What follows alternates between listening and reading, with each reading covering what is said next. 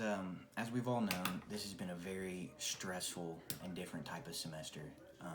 COVID's really kind of messed everything up, but thankfully we still got to meet all of our fellow classmates and our wonderful professor Beth. But I just want to say I've enjoyed learning about organization, communications, and I hope that it will take me far into my career once I graduate from Purdue. With that said, although I could have chosen a numerous amount of organization communications, I chose one in particular that really stood out to me, and I felt like it really best described me as who I am as a person and what my morals are and who I am about and how I was raised, and that is organizational culture. So with that said, factors related to organizational culture includes values, heroes, rituals, and a good, strong cultural network. Essentially, organizational cultures is defined and explained by Dr. Richard Huff, Assistant Professor of Public Policy at Virginia Commonwealth University. What I'm about to say next, and I quote, is an assemble of beliefs and assumptions, values, norms, artifacts, symbols, actions, and language patterns shared by all members of an organization. To me, this pretty much states that this is anything that a person believes, thinks of, is made up of, is what organizational culture is defined.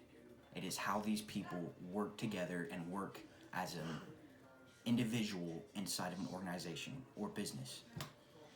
The aim of a strong culture is to have values, heroes, rituals, and a strong cultural network.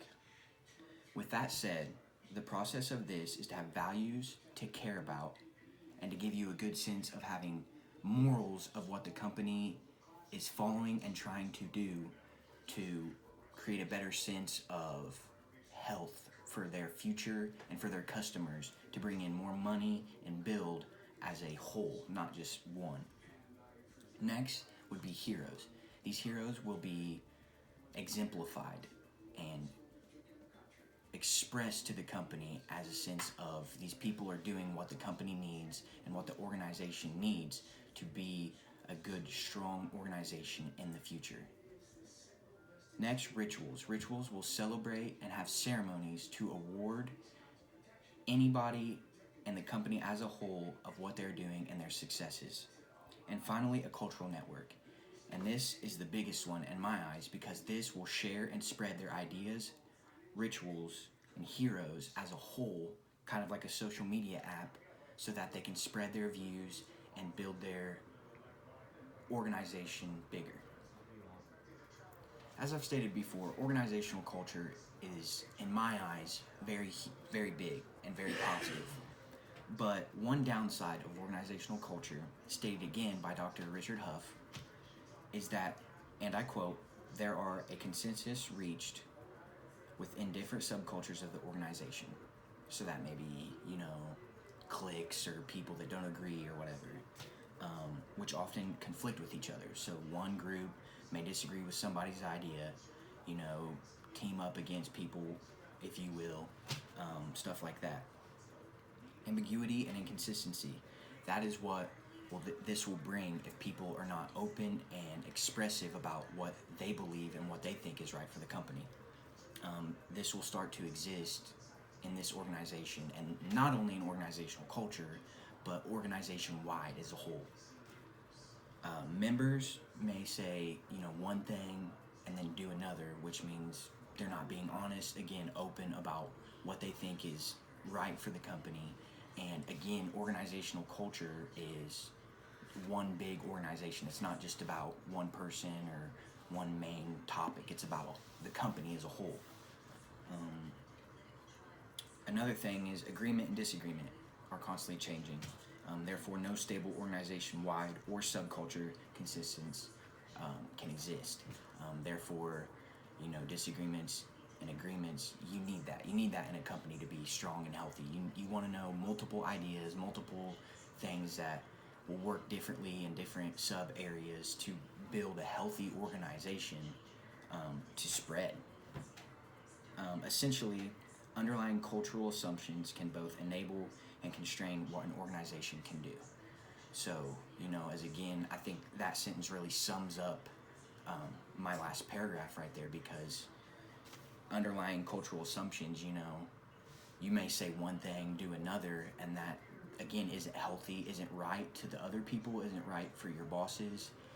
It's not creating good, strong, central, organizational, what word am I looking for? Health. Like, it's just not healthy for you or an organization. So now that I've stated both positive and negative effects of an organizational cultural, I would like to next then describe what we learned in lecture from September 14th when Beth talked about organizational culture. Beth stated that organizational culture's main definition, main focus, is that it is a system of meaning that guides the construction of reality into a social community.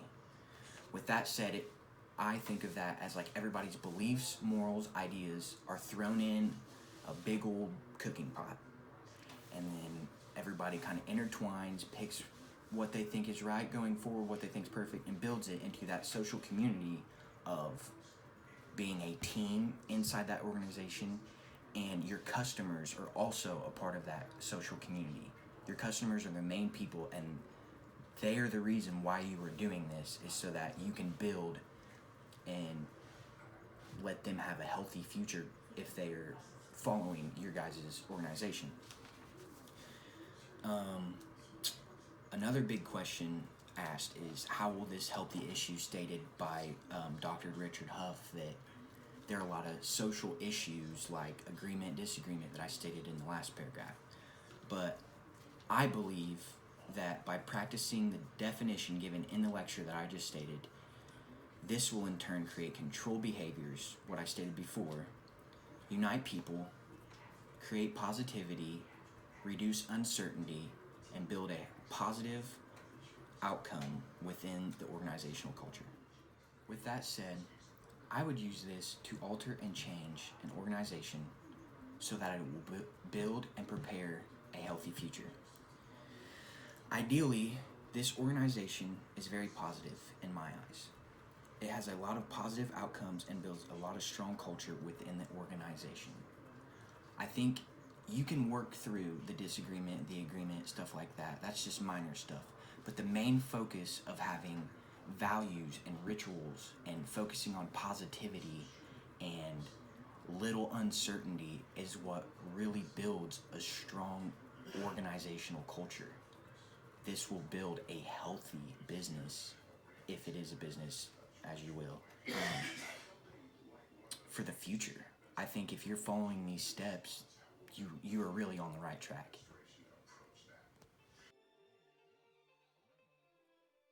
Furthermore, I've always viewed myself to be, in the future, have an important role inside a business organization. With that said, I see myself as a leader inside of an organization.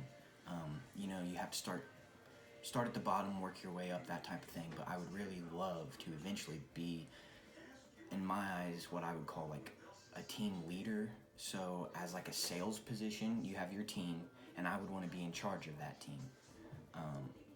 So with that said, I feel like my needs would be that I would need to obtain a strong sense of communication skills and strategies so that I could talk with my team, get everything out on the open, everything, like what they're thinking, what they believe, what they think is right. I want it all to be open with everybody, clean and cut, clear.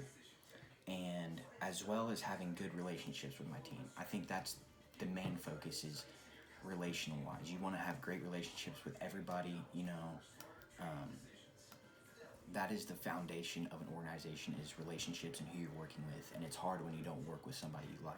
So I want to be able to communicate with them and just leave everything out on the open. But I want to also make sure that I'm following, the values, heroes, exemplify, and cultural network, that type of thing, because I really think that is important to building a stronger connection with your team.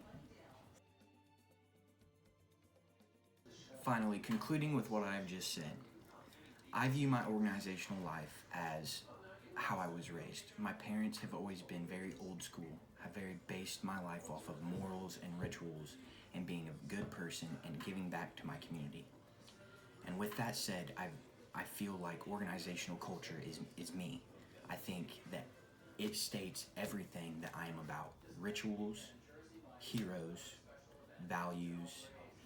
Um, it makes me who I am, and I feel like I would be a good leader for an organizational culture. And that's where I see myself as a role inside, you know, a classroom as organizational culture. I love speaking out and voicing my opinion and learning and opening up to my other fellow classmates. With that said, I think this video will be very helpful in years to come to show younger students about what organizational culture is and how it should be ran based off values, norms, stuff like that. And with that said, I think that I did a very good job explaining factors related to organizational culture that include values, heroes, rituals, and cultural network. Thank you.